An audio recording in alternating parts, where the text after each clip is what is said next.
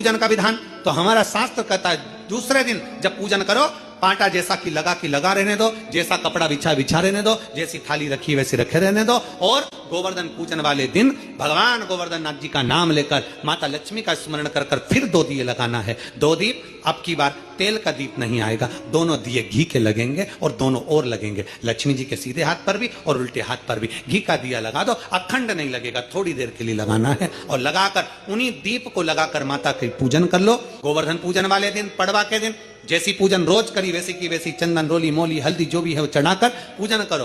केवल 1 कमल गट्टा, 1 हल्दी की गठान और 1 कमरबेल का टुकड़ा समर्पित कर कर भाव से प्रेम से भोग लगाकर आरती कर लो। वही 2 दिए से जो रखे हैं उन्हीं 2 दिए से आरती कर लीजिए और माता को प्रार्थना कर कर अपने घर में रखिए। फिर माता का स्मरण कर कर झोली पसार कर प्रणाम करो, माँ तू कृपा करने वाली है। खजाने का दिन, पड़वा का दिन, उस दिन फिर पूजन का विधान तो हमारा शास्त्र कहता है दूसरे दिन जब पूजन करो पाटा जैसा कि लगा रहने दो, जैसा कपड़ा बिछा रहने दो, जैसी थाली रखी वैसी रखे रहने दो। और गोवर्धन पूजन वाले दिन भगवान गोवर्धन नाथ जी का नाम लेकर माता लक्ष्मी का स्मरण कर कर फिर 2 दिए लगाना है। 2 दीप, अब की बार तेल का दीप नहीं आएगा, दोनों दिए घी के लगेंगे और दोनों ओर लगेंगे। लक्ष्मी जी के सीधे हाथ पर भी और उल्टे हाथ पर भी घी का दिया लगा दो। अखंड नहीं लगेगा, थोड़ी देर के लिए लगाना है और लगाकर उन्हीं दीप को लगाकर माता के पूजन कर लो। गोवर्धन पूजन वाले दिन, पड़वा के दिन जैसी पूजन रोज करी वैसी की वैसी चंदन, रोली, मोली, हल्दी जो भी है वो चढ़ाकर पूजन करो।